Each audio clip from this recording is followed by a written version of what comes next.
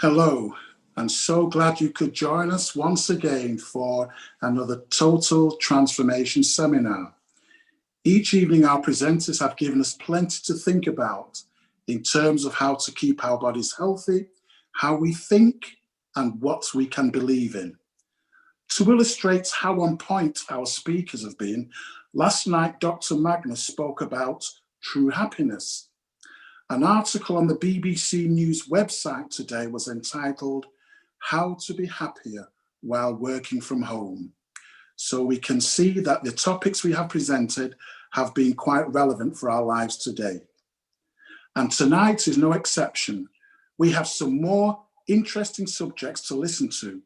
And again, we ask that you place any questions on the chat.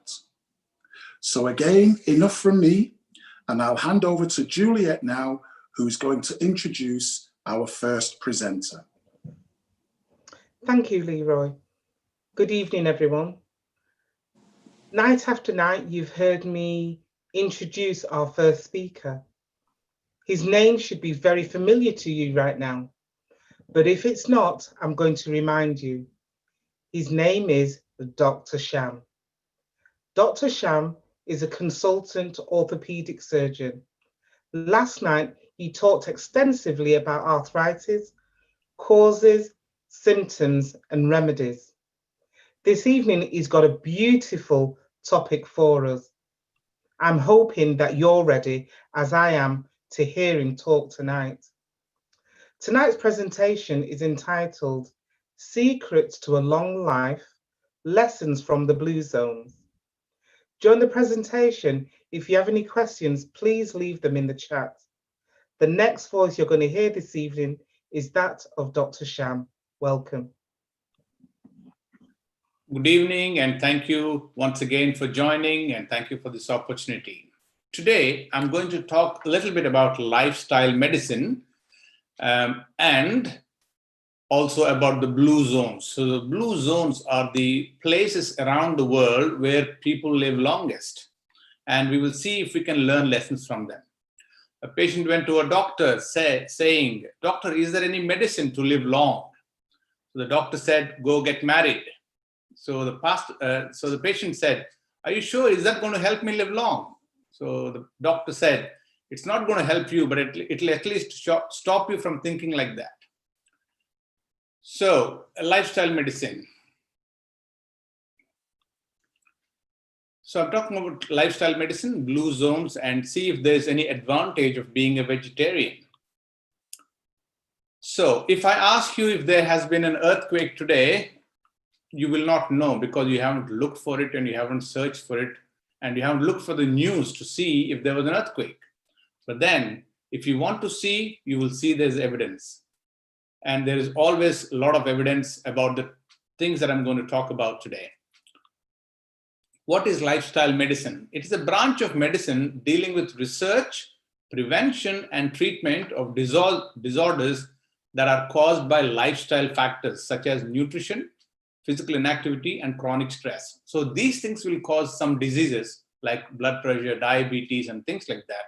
So if you don't have proper nutrition, activity, and if you have too much stress, that's going to lead you to some of the diseases, which are called lifestyle diseases.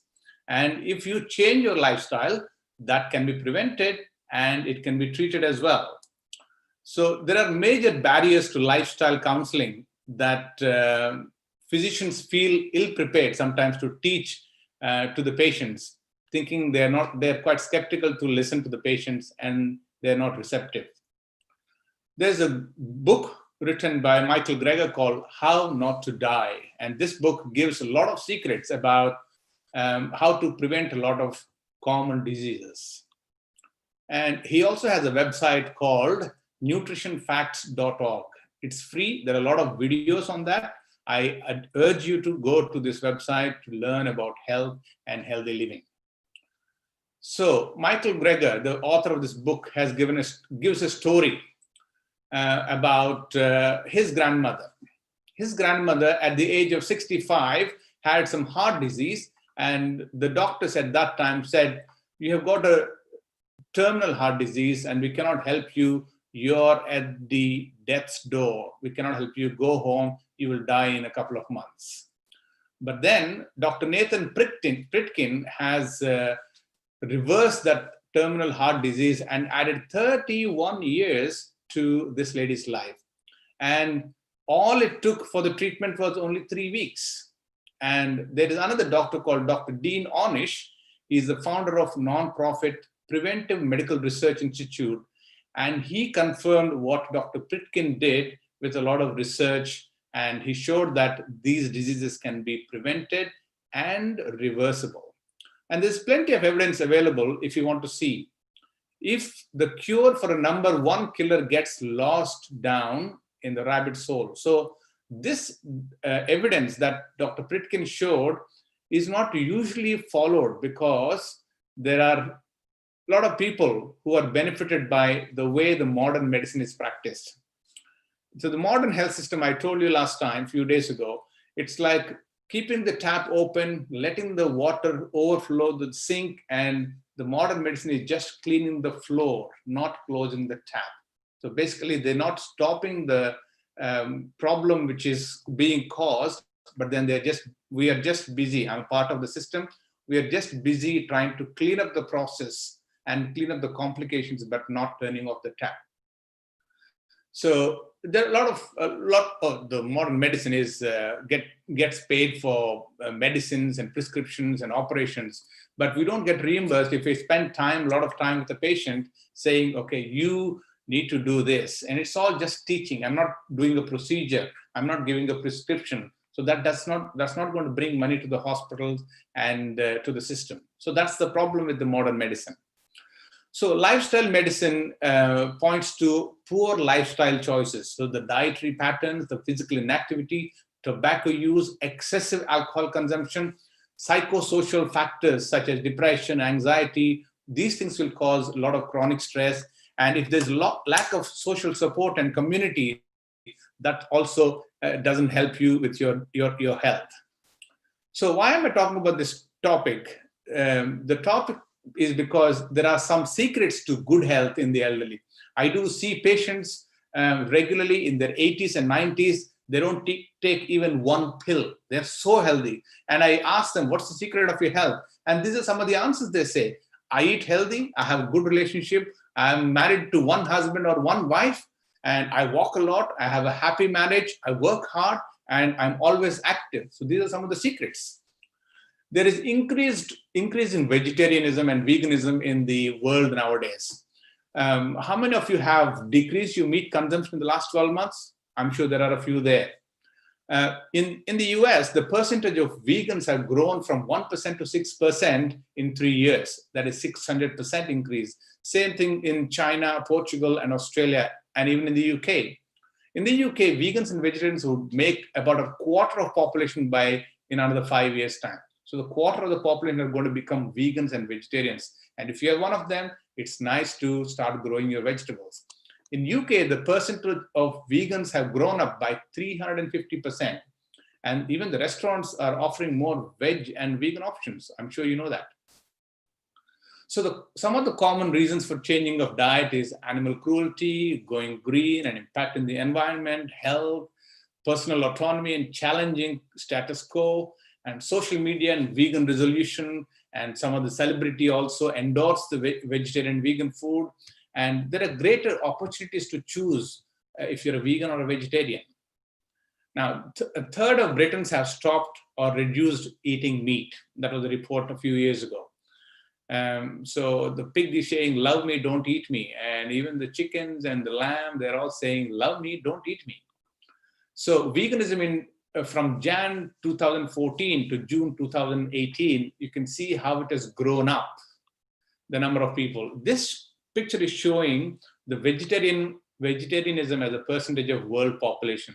So the more purple an area is, there's more vegetarianism. Unfortunately, the Africa does not show any vegetarianism there.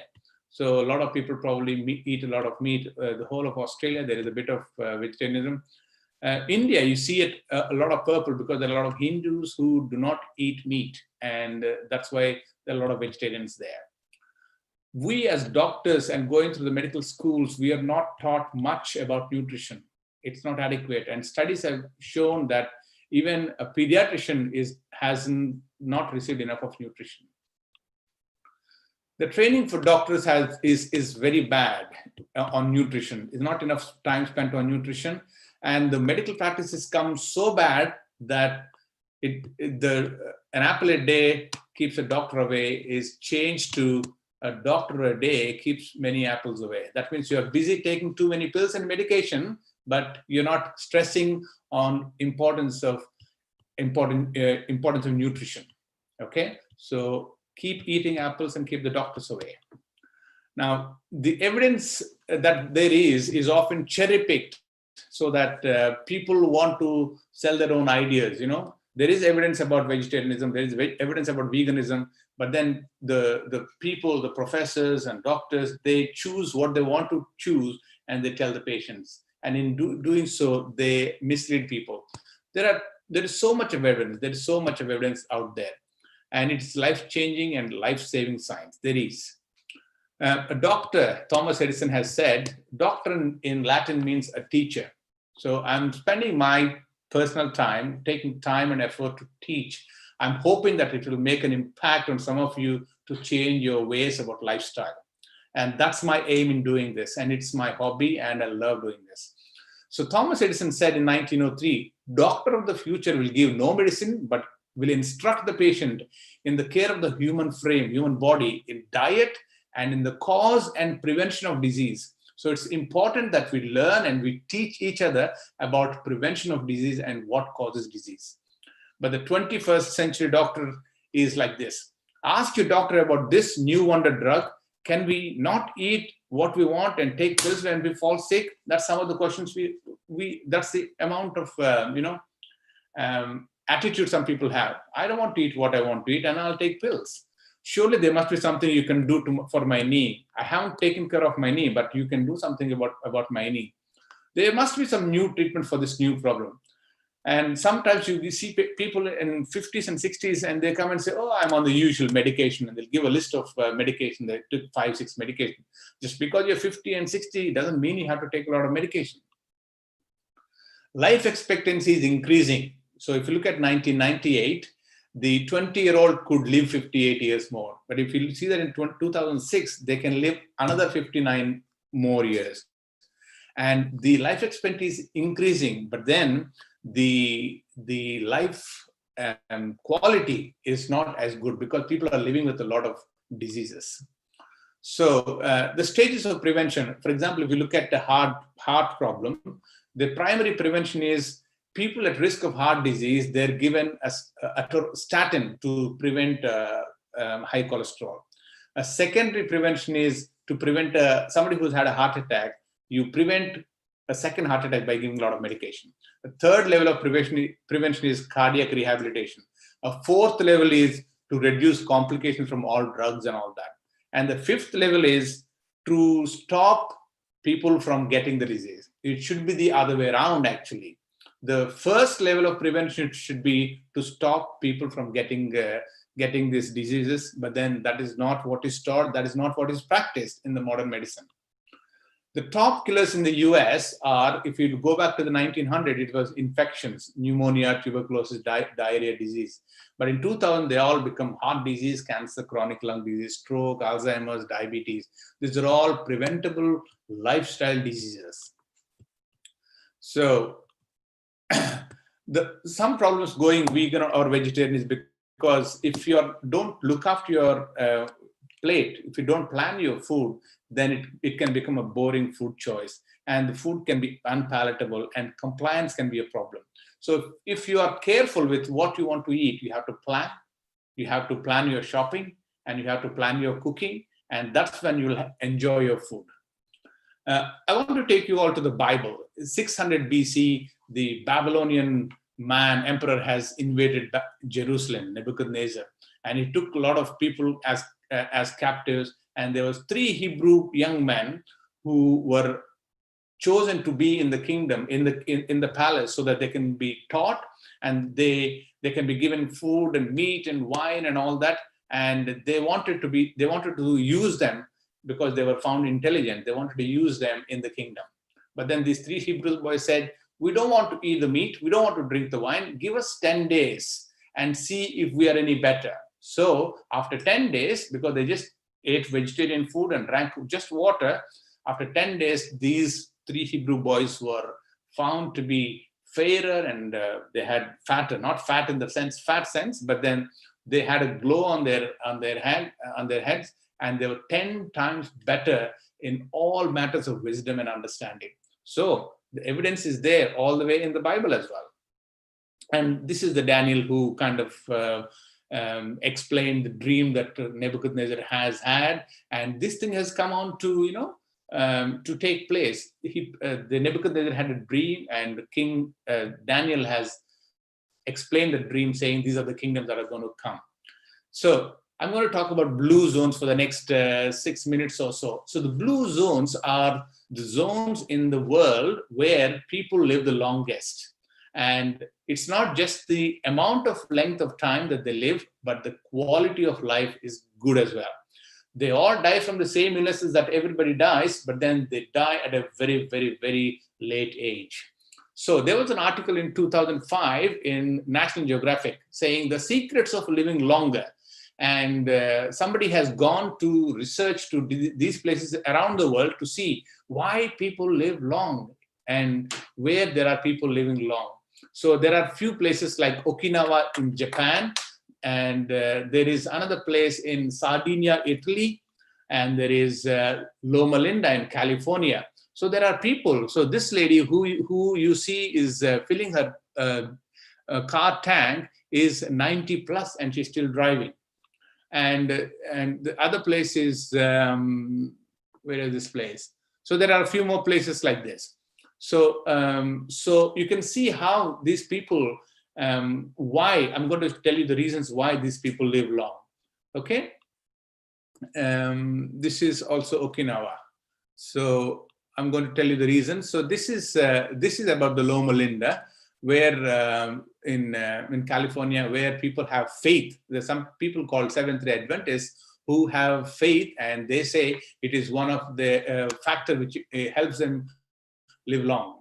And they take time off, holidays and things like that. I'm going to come to that in a second. So these are the blue zones: Loma Linda in the California in the US, and Costa Rica, Sardinia in Italy, and Greece, Ikaria in Greece, and Okinawa in Japan. So these are the places.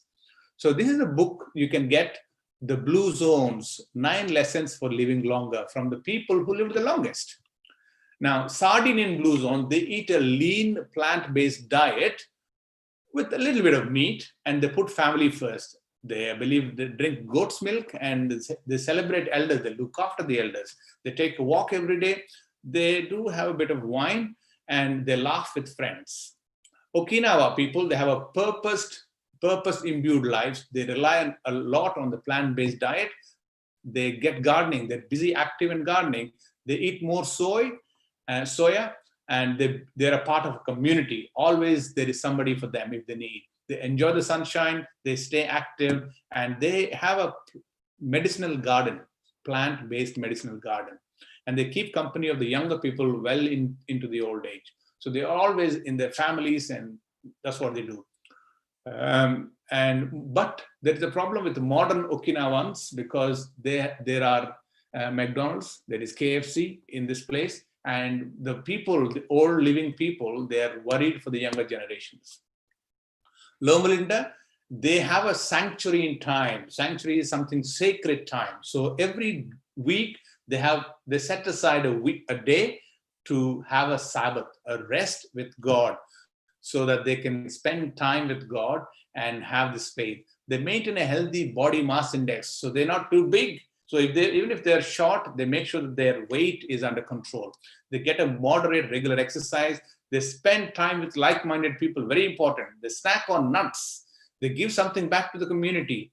They eat early light dinner, and they have more plants on their diet, and they drink plenty of water. And there's a 93-year-old doctor who retired, but he goes and assists in the heart surgeries. Can you believe that? 93-year-old who's going and assisting in heart surgery in Loma Linda. There is a 100-year-old renewing license for further 5 years. The youngest in the community is about 90 years old, and they keep a day away for rest and with family and for God. And this is a BBC article in 2014. They talked about Loma Linda, the secret to a long, healthy life. Costa Rica, if you look at Costa Rica, they have a strong sense of purpose in their life. They drink hard water. They have fewer hip fractures and they have strong bones. Their water is like that. Keep a focus on family. They eat light dinners. They maintain social networks. They keep hard at work and get some sensible sun. And they lead stress-free lifestyle. The Greek Blue Zone, they drink goat milk and they mimic mountain living. So they're always climbing and they're in the open air, fresh air, in the sun, and they eat a Mediterranean-style diet, which helps them. The fruits, nuts, vegetarians, whole grains, beans, it really helps them. They stock up on herbal. So they always have herbal remedies and all those, and they take a nap. Nap is very good. They fast occasionally, that helps them as well. And they make family and friends a priority. So these are some of the 9 lessons that you can learn from them. So there's purpose in life. There is a downward shift. They're always have some faith and purpose in life. There is 80% rule. That is, you don't fill your stomach 100%. If you think you're 80% full, and if you think you can eat a bit more, that's the time to stop. Plant-based diet and a bit of wine they do drink, and they have a right tribe, the company with the right-minded people, like-minded people, and they have the loved ones with them, living with them, and they look after the old ones and they always belong to a community, and they move naturally. So if you go to this website, Blue Zones, if you register yourself, they keep sending you some recipes, and they keep giving you some advice about lifestyle from time to time. It's free. This is called Blue Zones. So American Institute for Cancer Research, they have given reasons or some recommendations to prevent cancer. I just want to quickly go through those things. So they are: be of healthy weight, be physically active, limit consumption of sugar-sweetened drinks, limit alcohol consumption, do not use supplements for cancer prevention, limit consumption of red and processed meat, eat a diet rich in whole grains, vegetables, fruits, and beans, limit consumption of fast foods and other processed foods high in fat, starch, and sugars. For mothers, breastfeed your baby if you can. It's important. After a cancer diagnosis, follow our recommendations if you can. So these are some of the recommendations from the American Institute of Cancer Research. So there is evidence. Even the American Institute of Cancer Research is telling that what people do in the blue zones is good, the plant-based diet. And what we have seen from the blue zones is good. So I just want to look at the top 3 out of this 10. That is, one is limiting alcohol, eating mostly plant foods, and maintaining normal body weight. If you follow these things, it's going to go a long way to protect your health and keep you healthy for a long time. I'm going to finish soon. It also decreases the cancer risk by about 62%. And the first 3 itself, it'll decrease the cancer risk by 62%. Eating healthy, plant-based diet and exercise, in just 2 weeks, it has suppressed the cancer cells growth by 20 to 30%. So this is proven, and please try and follow this. There is a lot of evidence to learn and study and do it for yourself. And there's a lot of evidence also to look at alcohol, how it can cause CA breast, or how it will worsen the cancer breast. There is a lot of also evidence about diet and cancer breast. If you eat broccoli, Brussels sprouts, and all those things, they will help you not get cancer breast. Flax seeds also are one of the first items to be considered health foods. And even Hippocrates, long time back, wrote about that. So there are some phytoestrogens that are there in the body which kind of dampen the body's estrogen, which can cause cancer breast. There are a lot of studies to show that as well. And if real people make real changes, they can see good results. There are a lot of statistics about food and all those things, but if you make changes, you'll see the results. Now, finally, the sign of a good doctor should be how many patients he can get off medications, not how many people he puts on medications. That's the sign of a good doctor. And Dr. John Christopher, one of the researchers, he says, there are no incurable diseases. There are only incurable people. Those who do not want to change their bad habits, they are the incurable people. So I would like to challenge you all that if you have a health disease that can be curable, that can be prevented, you should try all this. Imagine if you've always driven a car. Sorry, if you've always dreamed about a car. There's a beautiful car here shown on this, and you're given a car, and imagine how much care you will take. You love cars, and you want to make sure that it's clean. You want to make sure that the proper fuel is put in that. You want to make sure that the tires are proper and checked regularly. You want to make sure it's taken for servicing regularly. Our human body is like that. You have only one body and only one life. And you have to be careful what you put in your body and you have to look after that. You cannot, imagine you're 18 and your dad gives you a car like this, how careful you'll be. You cannot have cars again and again, but then same way, if you look after your health, you will have good health. Thank you very much. Thank you, Dr. Sham. We've got a few questions for you. I know you've touched on this, but is it genetics or lifestyle? Which one is it, or is it both? Genes have only about 15 to 20% of your health. So you can modify the genes, and on the genes, there are something called epigenetics, which make the genes to express themselves. So if you lead a healthy lifestyle, the epigenetics will keep control of the bad genes. So even if you have bad genes, your lifestyle will control the bad genes. I've mentioned the other day, having bad genes is like having a loaded gun. But if you have a bad lifestyle, it triggers it and you get the disease. Thank you. I've heard about a Mediterranean diet, and you've mentioned a little bit about that today. I don't like it, so what should I do? Well, I recommend that you go to a lot of these websites which have vegan, vegetarian websites. There are free recipes that are given here. You've got to be innovative if you want to use a lot of nuts and seeds in your food. And sometimes you have to develop a taste for food as well. First time I've tasted avocado, I hated it.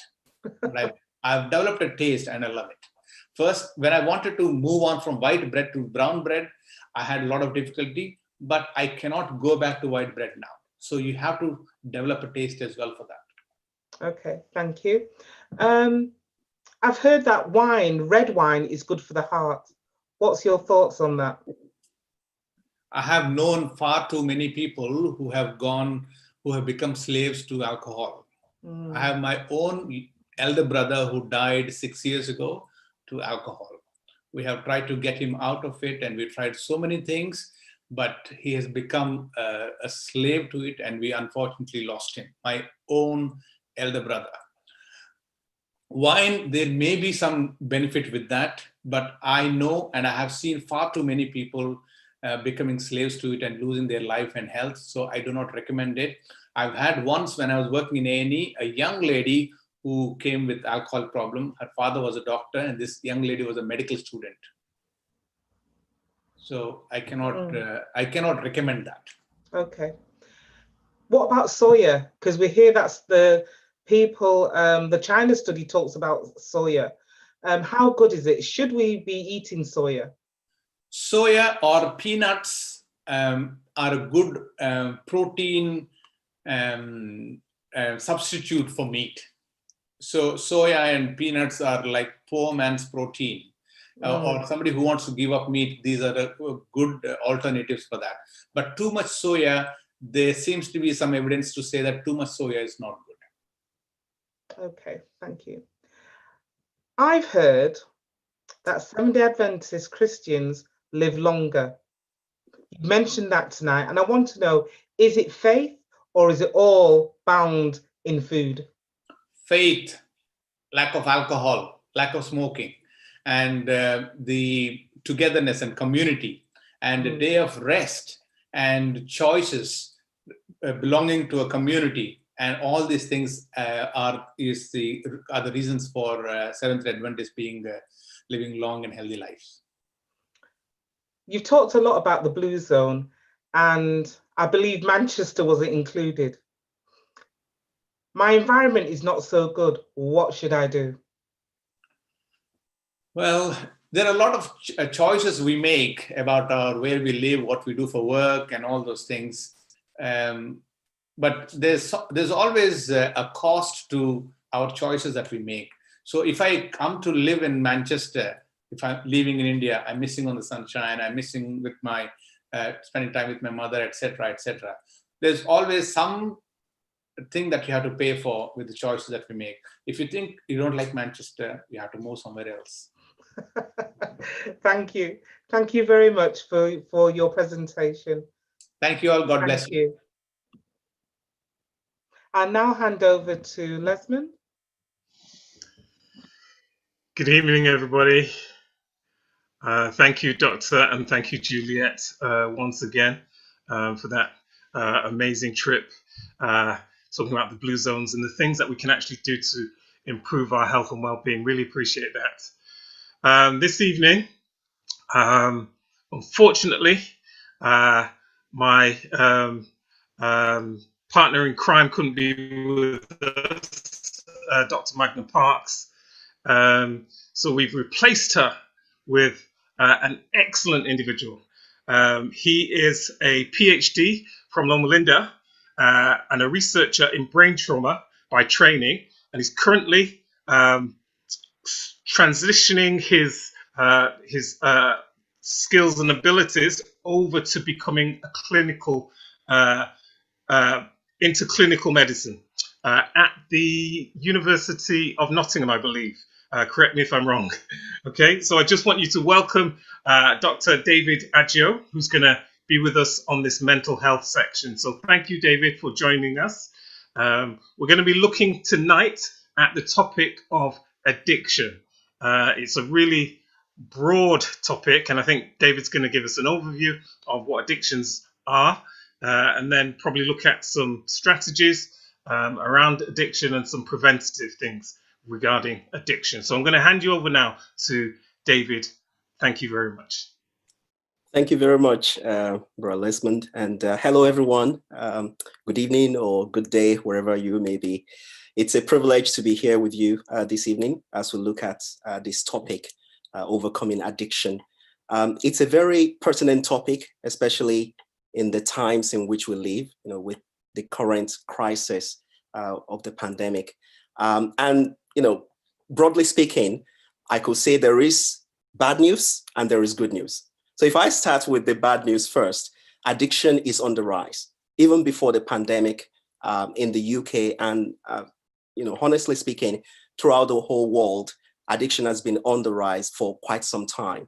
But it actually seems as though the pandemic and especially the lockdown and some of the intervention for the pandemic have made the crisis even worse. There are more people going into alcoholism, for instance, as a result of the lockdown.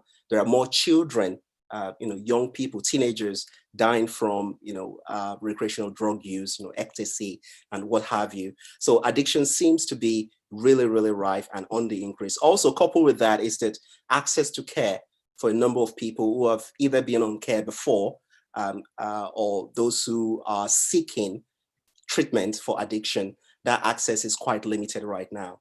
But the good news is that a lot of people are overcoming addiction every single day. It is something that can be cured. It is a habit, that can be overcome. And, this is quite evidence-based that it's not just gibberish. A lot of studies have shown, and people are testifying every single day of the experiences they've had in overcoming addiction. So briefly speaking, what is addiction? It is a chronic compulsive disorder. There is an element of compulsion to addiction whereby you perform some activities or you take some substances And in spite of the harm that you know that that substance or activity is having on yourself and on people you love, it seems you can't stop it. So that compulsion, that compulsiveness, is a very important element of addiction. So the person continues using that harmful substance or carrying out that activity in spite of the harm that it does. So the reason for that is that addiction actually changes your brain for the worse. Okay, when somebody is addicted, brain chemistry, neurochemistry is changed for the worse, and it requires that neurochemistry being changed back to how it was originally for that person to overcome the addiction. That is why it is something so hard to deal with, but it is doable. You can overcome it. That's a particular message that I want us to take away from today. So what does addiction do to your brain? See, whenever you perform an activity or whenever you take a particular substance that gives you some pleasure, your brain produces this chemical. It's a neurochemical, neurotransmitter called dopamine. Okay, so dopamine is that hormone that gives you the pleasure. You know, it gives you that thrill, so to speak, when you perform some activities that are pleasurable. Now, if you're performing an activity that is injurious to you, but gives you some limited pleasure, that dopamine will still be released. Say somebody is taking alcohol or cocaine or watching pornography, things like that, dopamine will still be released. However, what makes it addictive is that dopamine bathes the entire brain. It permeates certain structures in the brain. For instance, your hippocampus and amygdala. These are structures in something we call the limbic system in the brain. Your hippocampus is where long-term memory is located in the brain. So you remember that activity that brings you that pleasure, and then you seek to do that activity once again. So as the person continues taking that drug or overdosing on that medication and so forth, that behavior reinforces itself and it becomes very much entrenched. Now, the question is, why is it the person couldn't stop it? Why can't you just say, you know what, I've had enough of this, I'm going to just stop it? Reason is that dopamine that is released go to the frontal part of your brain called the prefrontal cortex, okay? That frontal part of your brain is the seat of judgment. It's also the seat for decision making. That is where you make that decision that, okay, this morning I have this list of items on my agenda or my to-do list, and I'm going to do them. It is, you could say, the seat for self-will or willpower. Now, when that dopamine is released often, it overrides that willpower. So it's as though people who are addicted have lost their self-will, their ability to say, look, I'm going to stop this alcohol, I'm going to stop smoking, I'm going to stop doing this recreational drug. It's as though that ability is lost. So to speak figuratively, they're imprisoned in that habit, that particular habit that they couldn't get over. So that's very, very important. One more thing I need to quickly say is that as the person continues with that habit, with that addictive substance or activity, the person needs to do more and more of it to get the same level of thrill or pleasure. Hence, why a number of people who are addicted to drugs can easily overdose on drug, because the more you take that drug, your brain cries out for more. So if you take the same quantity or amount of that, substance for people who are dealing with substance abuse, the brain's pleasure will be less. So you need to take more of it. And you can imagine what will happen if you take more than your body can handle. So a number of drug addicts have overdosed because of that element of increasing the amount. So if it's something that is non-substance abuse, even say pornography or gambling, you need to do more and more and more of it. I mean, how many times have we heard of people who have actually, sold their houses or, cut their life savings and spent it on gambling? So you can imagine that amount and that level of compulsion. So this is something really, really important to understand. I'd like to move very quickly now to the different types of addiction. I'm not going to spend too much time on it. According to what we call the Diagnostic and Statistical Manual for Mental Health Disorders, DSM-5, there are 9 categories of addiction. 8 of those categories are for substance abuse. So you talk of your cocaine, heroin, smoking, alcohol, caffeine, name them, ecstasy, all those recreational drugs. There, 8 of those categories deal with them. The 9th category is non-substance abuse. And that's so crucial. So I've been mentioning pornography. So it's a very important thing. If people ask questions about that, I can go more deeply into it. But it's one of those addiction, types of addiction whereby secrecy is quite important. And the person self-deceives himself or herself, because nobody knows unless you disclose, oftentimes, unless somebody else, of course, catches them, watching it. So it really destroys relationships, it destroys marriages, and it's something that we really need to get on top of. Gambling is another one. And don't forget, your smartphone, even things that are normally good, could become addictive. How many of our teenagers nowadays, young people nowadays, even perhaps middle-aged people, if not older people, are becoming addicted to social media sites? Sometimes people spend hours and hours of their day just surfing, social media. Once a notification comes, you go back on Facebook again and you count the number of likes you have and so forth. It could become really quite compulsive. And especially for young people, it could make, some teenagers doubt the way they look, the shape of their body, something we call a body dysmorphia could happen as a result of that. So even a good thing could become addictive. One more example of a good thing that could become addictive is, say, your supplements, your vitamins. We've heard from other presenters how, say, vitamin D and your vitamin C, all those antioxidant vitamins could be very good for the body. And it's quite true. But it's very important not to take too much than the recommended dose, because that itself could become addictive. So anything, even good things could become addictive, is the point I'm trying to make. So everything has to be done in moderation. But if something is really injurious to you, try and avoid it altogether. Now, I'd like to go quickly to intervention strategies. I just have maybe 3 or 4 minutes to talk on this, and we could expatiate on that later on. So the first thing we need to know about intervention strategy is that it has to be multi-pronged and multi-dimensional. So that is to say, addiction is not something you can have a medical cure for. A doctor can prescribe you a tablet that will solve your addiction. No, you have to use different approaches. One of it is psychological approach. The mind has to think differently, okay? The other is spiritual dimension and social dimension. All these things are very, very important. Behavioral psychotherapy. I'm sure Dr. Parks has mentioned cognitive behavioral therapy. That's quite important when it comes to addiction, because you need to think differently. The brain, so to speak, has been hijacked, and you need to empower your mind one more time to just overcome, that addiction. Why is it, sometimes I tell people, why is it that strong wine is called spirits? Okay.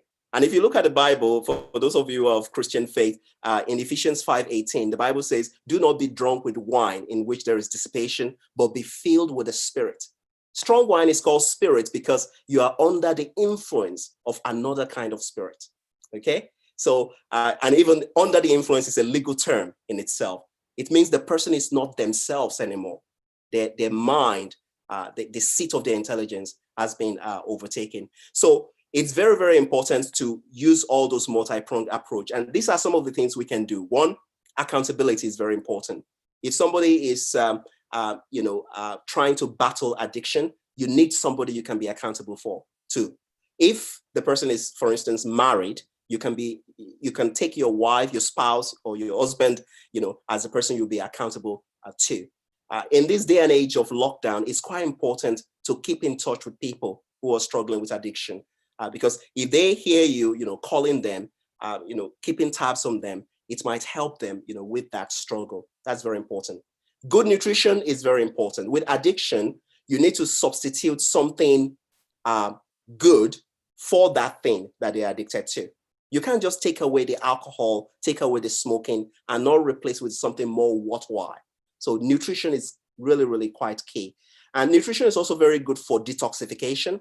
Okay, there are a number of fruits and vegetables, a number of juices that people have used to detoxify themselves. And by the way, these also have scientific basis in them because scientists have actually quantified the nutrients that is helping the body to cleanse itself. The question is, can you detoxify the mind? If the mind is already sick, how can you detoxify that? And that's where psychotherapy comes in, CBT comes in, behavioral counseling, comes in there, spiritual dimension to overcoming addiction. All that is very, very important in just resetting the mind, helping the person redevelop their willpower and their self-will to overcome that addiction. Exercise is very, very important. Do you know that that hormone, dopamine, that I spoke about earlier, can be produced by exercise? Not just dopamine alone. Your brain produces other good neurotransmitters like oxytocin, serotonin, endorphins. All those will be produced by exercise. So when somebody is trying to deal with addiction, you give them something good to do.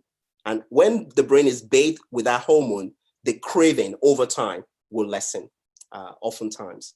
Hydrotherapy has been used also. Self-help groups have been used for addiction treatment. Parental influence and involvement is very, very important. Community involvement, both religious faith as well as non-religious civic groups, their involvement is quite key also in overcoming addiction.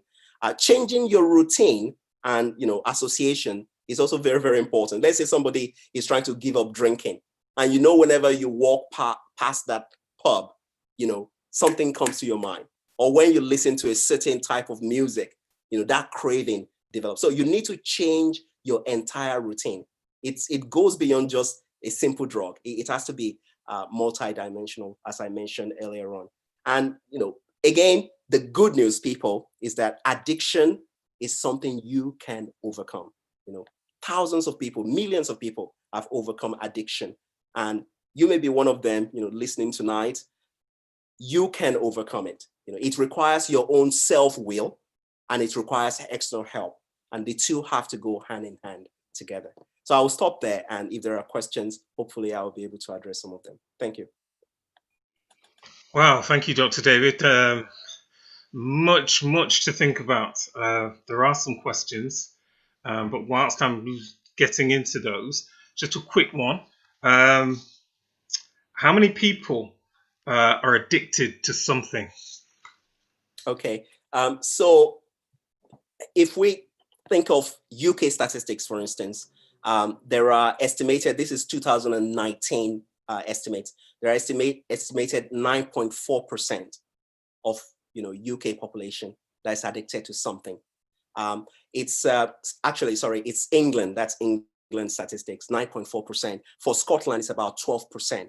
And these are conservative estimates. For Northern Ireland, it's a little bit less, it's about 6% of people addicted to something. Now, that doesn't take into consideration a number of people are addicted to multiple things also. Also very striking statistics is that addiction is rising the highest in the young population, 15-year-old to 22-year-old. And so we have to think of our children who are in high school, people who are just going to university and so forth. So it seems to be really on the rise. Over the past 5 to 10 years, there's been that increase in addiction, even before lockdown. So it's really striking. So what types of things are the young people getting addicted to? Oh, all sorts. I've mentioned, I referred to ecstasy earlier on. Okay. There are all types of experimental recreational drugs. And what makes that really quite dangerous to them, apart from the long-term impact, the fact that it changes their brain and so forth, and it affects cognition. A number of young people have overdosed on those medications because most of them are being imported, that even the medical professionals here in the UK don't know the constituents of those medications. So if somebody overdoses and you take them to the hospital, to A&E, the doctors need to be aware of what the person has taken. The fact that those drugs have been imported and some of them are being concocted, of course, most of them illegally, means that the help they can give to that person who is in need of critical care is quite less. So drugs is one of the major ones. The other one is, I mentioned earlier, cell phone, smartphone. people are addicted, young people are addicted to gaming, they're addicted to their Facebook. I will challenge people, tell your, children, your brothers, your sisters, ask them to try and quantify how much time they spend on their cell phone, on their mobile phone, surfing social media every single week. You will be surprised how many hours, we invest in it. I'm not saying it's totally bad, but I'm just saying that it's something that, could become a matter of addiction if care is not taken. So all sorts of things, these young people are addicted. They are at that stage where they want to experiment, and their brain is still growing. That's the other tragedy for this. And when a growing brain, a developing brain has issues with drugs, it really spells danger, even for the future. Okay, thank you very much, David. We're going to come back to some of that. Somebody's asked if dopamine is a chemical that embeds addiction, are there any chemicals or medicines a person can take to balance out these addictions? Okay, that's a very good question. I know I said earlier that addiction is not a problem that you can just cure using pharmacological means alone. Now, that's not to say that in certain cases of addiction that some pharmacotherapy could not be used. Now, in the case of dopamine, specifically, the best way to deal with that problem is to revert back to the brain or the body producing dopamine naturally. Okay. Do you know that when you eat certain types of food that's quite good, your body produces dopamine and serotonin, all these things that you need. In fact, one of the precursors for dopamine and serotonin is an amino acid that we call tryptophan. Okay. Where do you get tryptophan? You get it from a lot of, plant-based sources, your sesame seeds, your soy, somebody has mentioned soya milk, your tofu, all sorts of all these plant-based sources where you can get tryptophan. And as a result, it will produce dopamine because it's a precursor for that hormone. Now, where pharmacotherapy helps is, for instance, somebody who is dealing with opioid addiction. There are cases where you can't actually take them off that opioid, which they've become dependent on, cold turkey. If you do that, it becomes really, really dangerous because the brain doesn't know what to do. They go into confusion and so forth. So what doctors usually do is to step down and taper off that opioid. So they replace the opioid with something called methadone, which is less addictive. And over time, they wean the person off the methadone. So it's something that has to be done quite gradually. And that's where pharmacotherapy could be of help. Another example would be alcohol. If you've known somebody who's trying to quit alcohol, they've drank a lot of alcohol over a long time and they want to quit just cold turkey, it produces this withdrawal symptoms. And they could even go into something we call delirium tremens, where they start shaking, their heart starts beating really, really fast, and they develop confusion. And even if care is not taken, the person could die. So these are some things we have to be very careful of in terms of medical management. You have to help the person taper it off gradually until you completely wean them off. Thank you. You mentioned about things bypassing the frontal cortex. Mm-hmm. So do advertisers develop their adverts in order for the frontal cortex to be bypassed? So it's a kind of jumping past where the decision making is managed. Is that true? That's a good question. The person is referring to something we call subliminal messages, and it's quite important. I mentioned amygdala earlier on, the limbic structure, the middle of the brain. So that's where not just the long-term memory is based in the brain, but also emotional attachment. So you develop emotion either to something good or to something bad. And advertisers are quite smart in that they know that when you hear certain music, and that's why when you go to certain shops, there's only a particular type of music playing, because that music appeals to the emotion of a number of people. And so when you hear that upbeat tempo, you want to shop and you want to fill your basket. So yes, there is scientific evidence that music and certain subliminal messages, maybe ads that people watch on the telly sometimes, does bypass the prefrontal cortex unless you've trained your mind to sieve that information off and to think rationally about what you're going to buy. So you can actually develop that ability to think quite rationally. Now, I'll just mention one thing briefly about that again. The not just children alone, even people up until their early 20s, their brains are still developing. Okay, there's something we call myelination in the brain.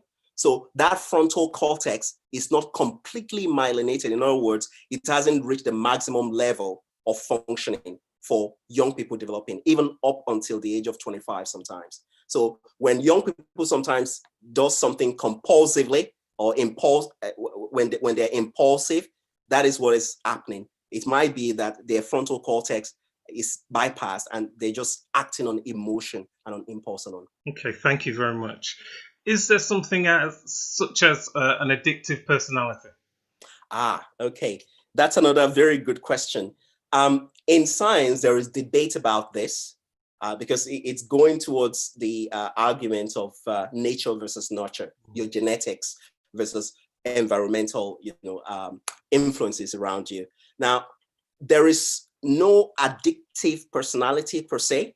However, there are certain risk factors. There are people who have other mental health disorders that can make them more prone to addiction. For instance, there are people who have this, what we call OCD, that's obsessive compulsive disorders, okay? They have this compulsion to just do certain things. You may see some people who have certain habits that they're just compelled to do. So those who have such personality issues may be more prone, to developing addiction. But for majority of people, it's because of environmental influence. It's because of nurture, so to speak. Really appreciate that. So, for example, you just touched on environment. Mm-hmm. If I'm living in an environment where, for example, I may not be watching it, Mm-hmm. but my parents or my brother or whoever in the household may be watching pornography, or because you mentioned it before as one of the growing things, if they're watching it, can that affect me? And not only that, what's it actually doing to them? By way of what we just discussed before about how things bypass certain areas of your brain. Okay, there's no question that the more they engage in that activity, the more their brain tolerates, and even, so to speak, their brain enjoys it.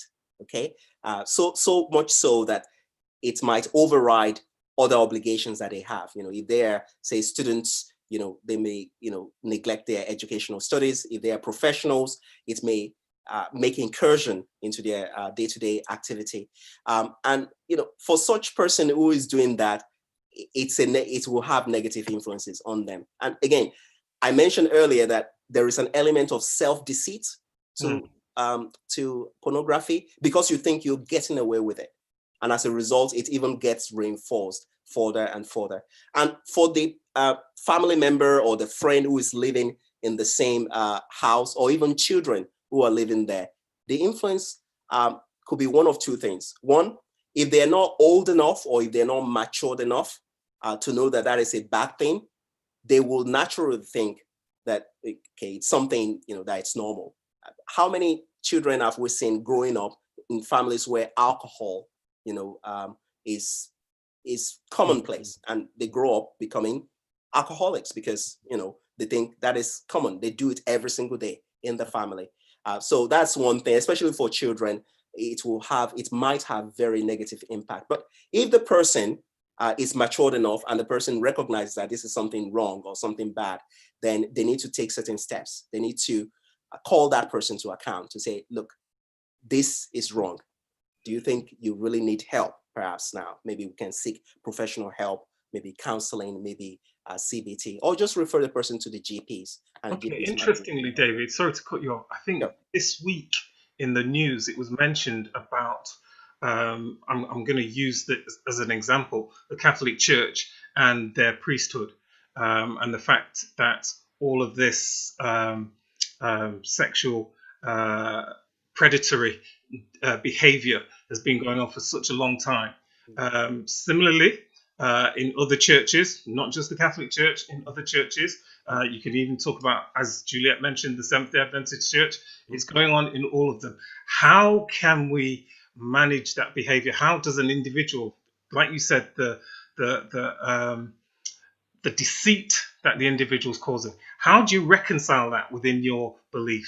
Okay. There is no way of reconciling it, first and foremost, and because it's hidden, it's a really massive problem. So the multi-pronged approach to this is this. First and foremost, the individual needs to realize that they need to make a change. That self-will is very important. If they don't realize it, somebody who is close to them, who knows about it, has to, bring them to that point of seeking help. That's one thing. The second thing is the person needs to be accountable to someone else. So if the person is a priest or a member of a church or a member of a religious community, you need to be accountable, especially if you're married to your spouse. That's very, very powerful, having that influence. The third thing is that in the church and in religious community in general, we don't speak a lot about sexual intimacy. We're just hush-hush about it. There is nothing wrong about speaking about, sexual intimacy, especially within the context of marriage. And so people develop this distorted idea, of sexual intimacy. So usually for people who are struggling with pornography, if you look into their relationship, they have massive problems. And so you need to replace the bad with the good. You need to strengthen the relationship. They need to enjoy the relationship. And so hopefully they will be able to overcome it. And then you can seek professional help. There are professional counselors who can really, really help. Okay, I've got a question here. I think it's going to be the final question. It's not it's not a big question, but it's an interesting question. Is it true more women watch pornography than men? That's very interesting. For many, many years, people think, it's just men alone. What I know for certain is that the percentage of women who are hooked on pornography is really on the increase. I can't say for certain, based on evidence I've read, I've looked at, that more women watch more pornography, but I know the percentage is rising really, really rapidly. And that's quite a red flag. That's not to say the men who are watching it, they're immune to it. It equally destroys relationship. And so those people need to be reoriented and re-educated. Know that your brain can unlearn bad habits and relearn good habits. That's very important. And so, for example, I appreciate our time is gone, but I just want to get something clear. Because we've got access to these phones, how do I, as a parent, manage my child's access to those things? Yeah, all these internet companies, you can actually screen off anything that is suggestive of pornography, for instance, or even violent websites. There are ways you can tell your ISP providers to actually shut that off, and you have the password. If it's a spouse that's having the problem, both of you will have the password, and if somebody changes it, you will know. You can tell the companies to actually tell you if somebody attempts to, remove that regulatory thing you've put on there. For people with gambling as well, your banks can help you. You need to take action, and things have to change. Thank you very much indeed, David. Really appreciate the engagement and you answering those questions so deeply and so well. Thank you very much indeed. I believe you're going to be with us tomorrow, as Dr. Magna can't join us. I'm going to hand you over now, and thank you all for listening to Pamela Taylor, who's going to run the third section.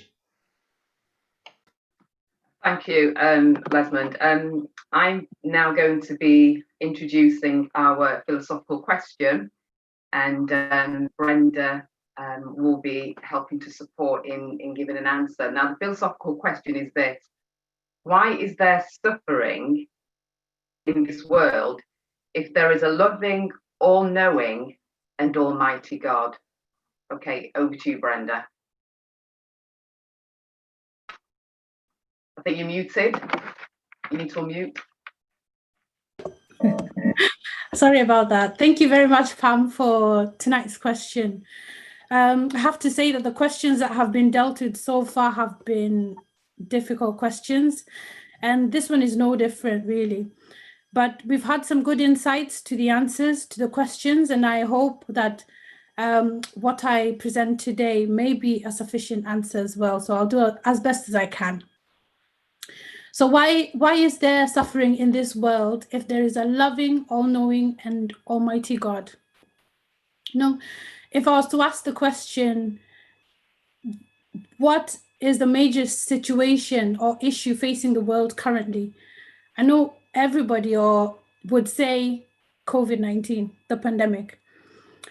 But the most long-standing critical issue that has been facing the world is hunger. Now, the UN confirmed that there's enough food produced today to feed everyone on the planet. So how can hunger be a major problem if that's the case? You know, poverty is another issue. And yet the world's richest 1% have more than twice as much wealth as 6.9 billion people. So how is poverty an issue if that's the case? You see, when God created us, he gave us the gift of free will, and that's the ability to make choices. But it seems that the choices we as humanity have made accounts for majority of the suffering the world is facing today. So the question that we're faced with is, how do we eliminate the suffering caused by the choices that we make? And is the real issue really the choices that we're making, or is it the free will that God gave us? If the answer to the question is free will, then we would have to imagine life without it. And what would that look like? You know, I personally think it would look great, you know, because we wouldn't be faced with the issues that we are facing right now, right? But the interesting thing is that the only reason that I can come to that conclusion is because I have actually had free will to begin with. But if I never had the freedom to make a choice, would I still think the same? Now, I remember when I was growing up, and you know, maybe some of you will relate to this, but the choice our parents gave us was either to do as they say or do as they say. So literally, there was no choice at all. So you really just had to do what they say. And if not, you know, anything that's within reach was applied just to help you understand that if that ever happened again, you know what's going to happen next.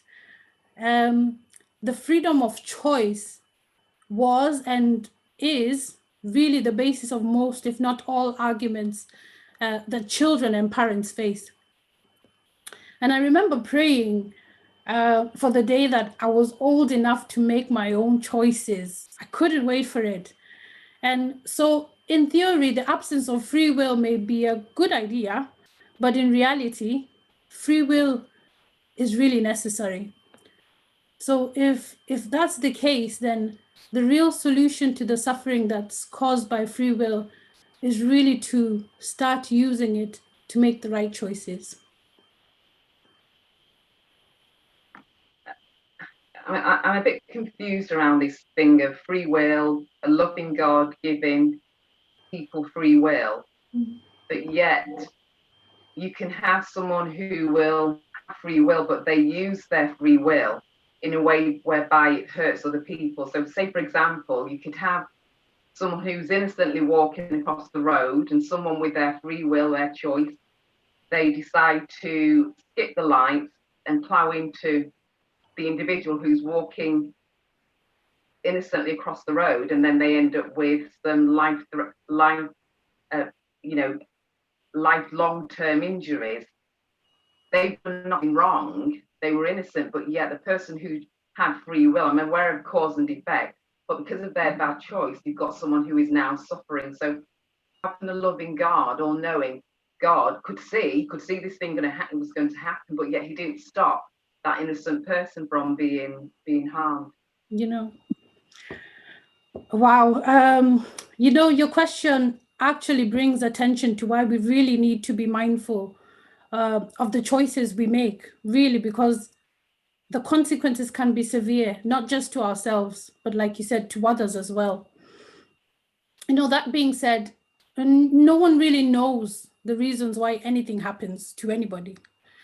And when people are in pain, there's no definite answer that can take away that pain.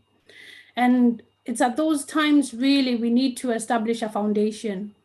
And that foundation is that only God knows, and only He can use that situation for good. And if we don't have that as our foundation, what hope do we have really?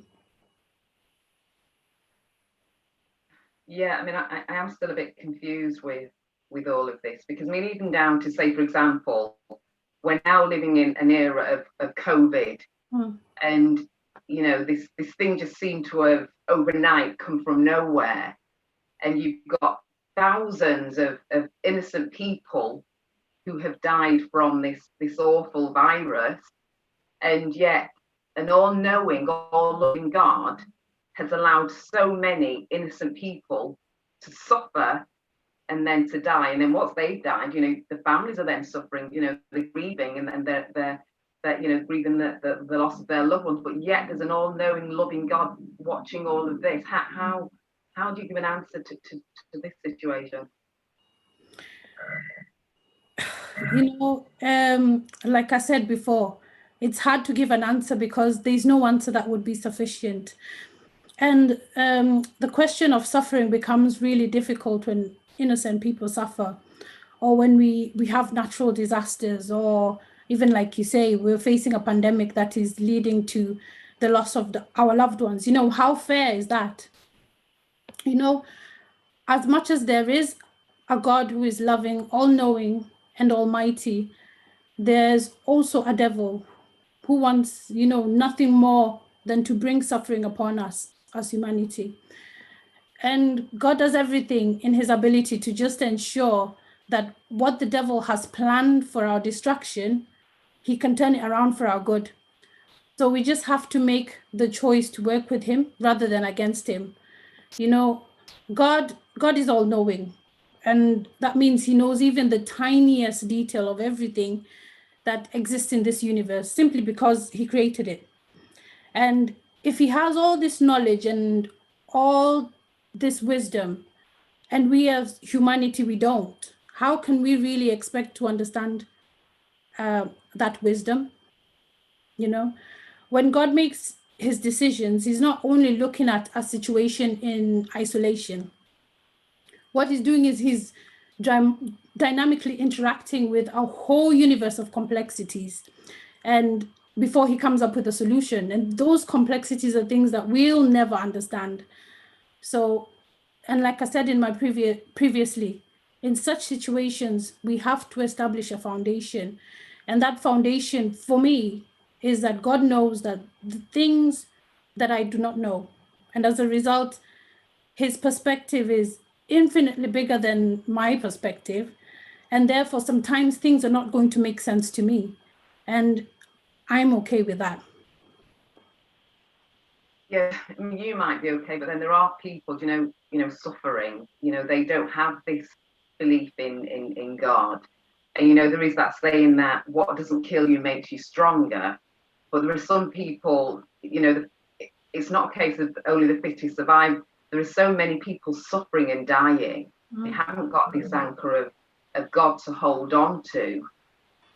So where can they find some hope? Amongst all of this suffering.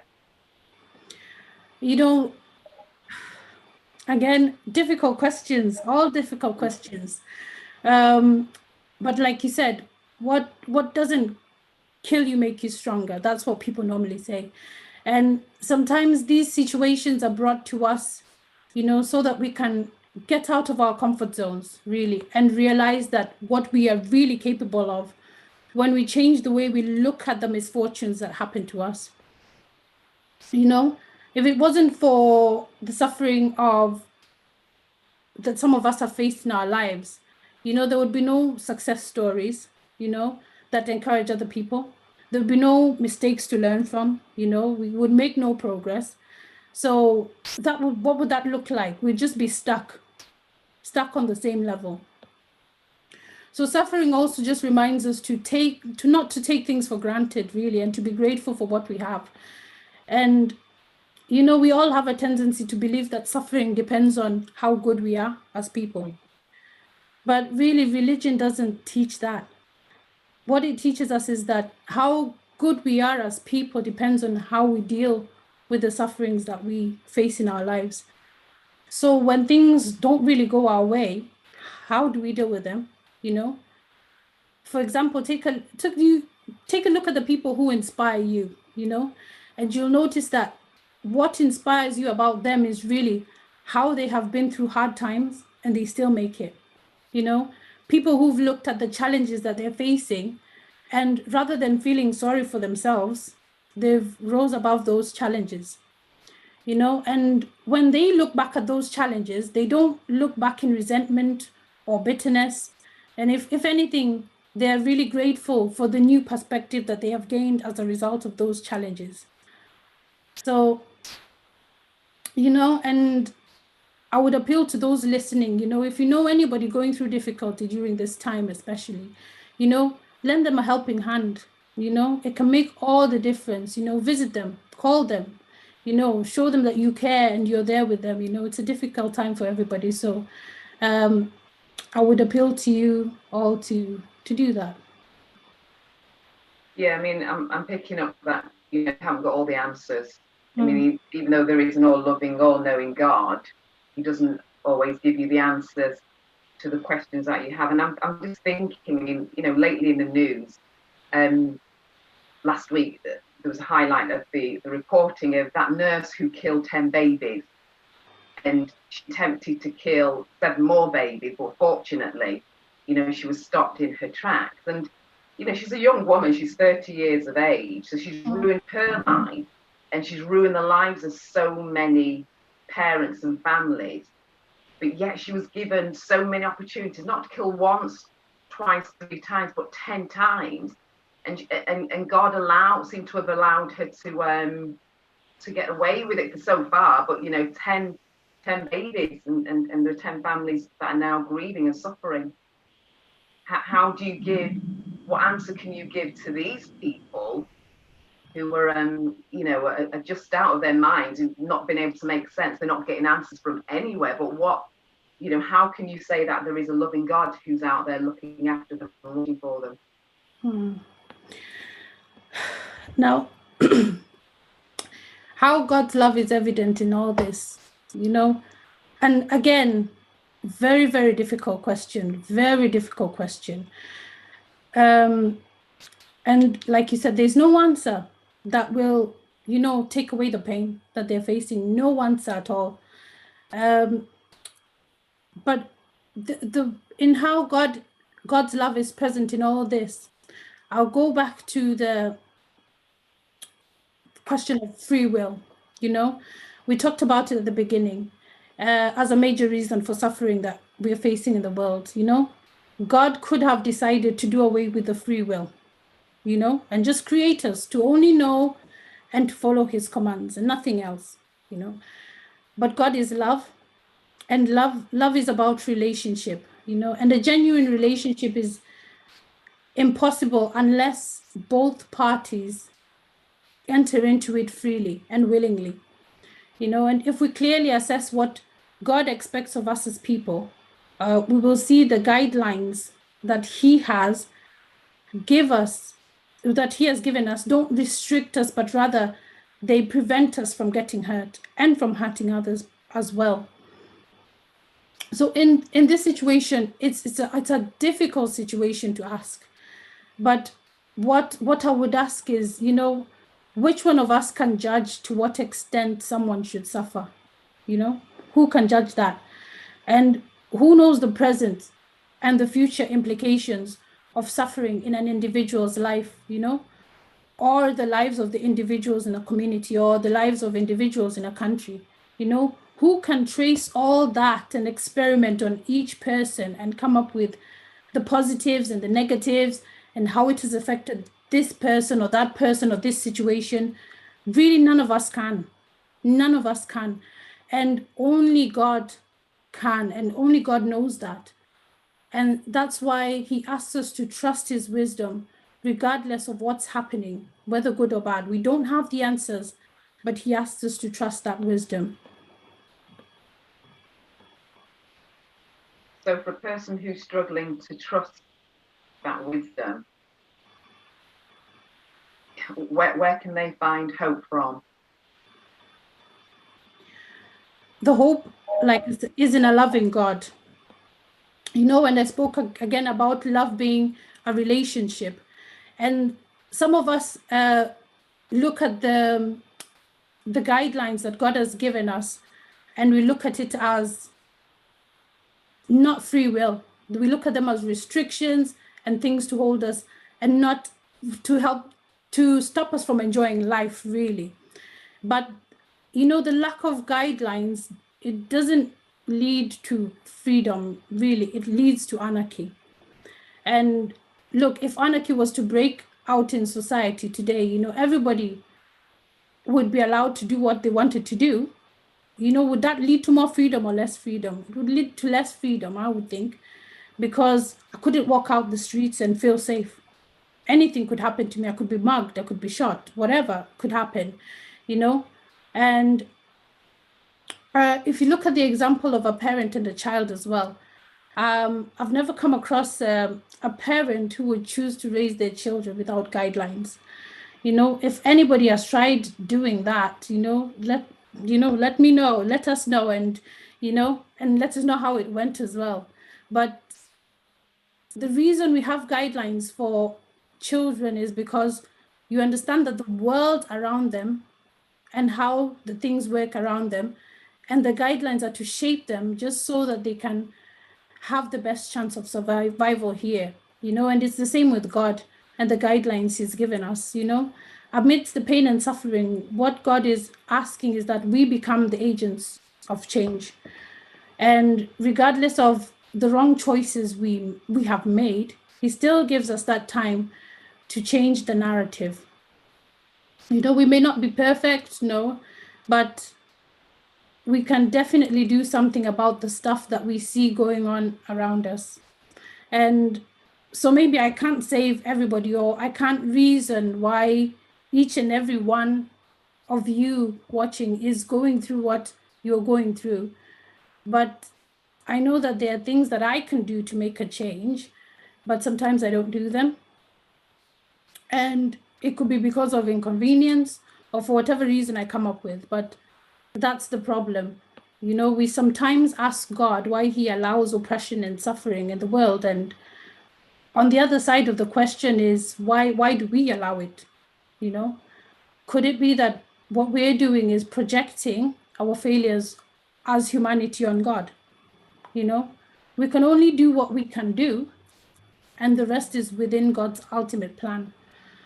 But one thing I'm assured of is that, oppression, wrongdoing, and evil in this world, nothing will go unchecked.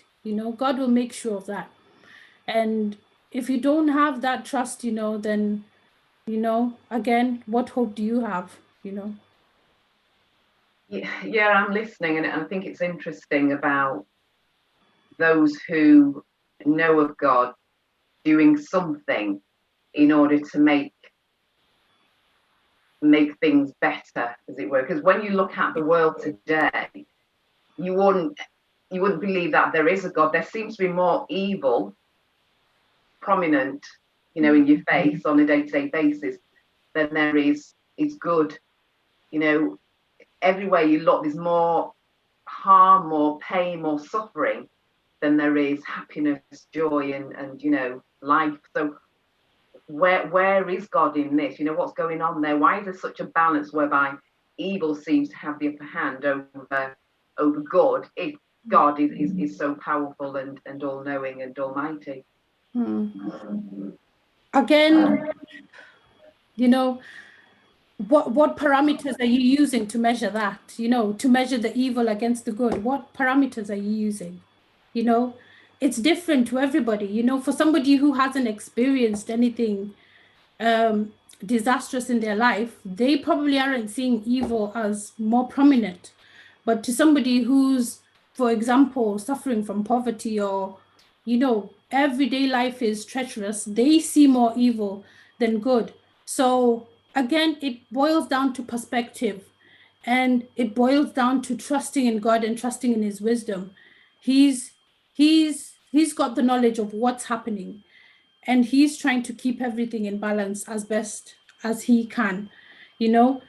But he's limited because sometimes the choices that we make, again, we go back to free will, the choices that we make also distort the whole balance. So we have to also do our part and not leave it all up to God. Thank you. Okay, at this time, I'd like to say thank you, Brenda, for being on the hot seat, in the hot seat rather, and answering those questions so competently. I'd like to now pass over to Leroy Taylor. Thank you.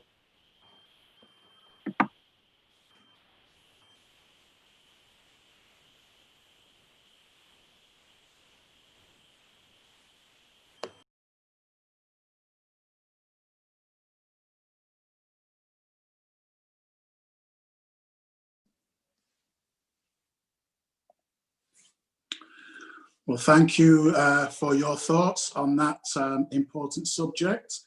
And to all those listening, we hope that you've enjoyed the presentations this evening. And if that's the case, please pass on the Total Transformation link to anyone you think might be interested. So the link is totaltransformationseminar.com. And please also leave any feedback about tonight's program on the same website. I'd like to thank you for the kind words that some of you have sent in, stating how much you have enjoyed the presentations. So these have been greatly appreciated. And the topics for tomorrow's seminars include Eat for Strength, Dealing with Anxiety, and Are We Really Sinners? So please join us again tomorrow evening for the next program in the Total Transformation series. Good night.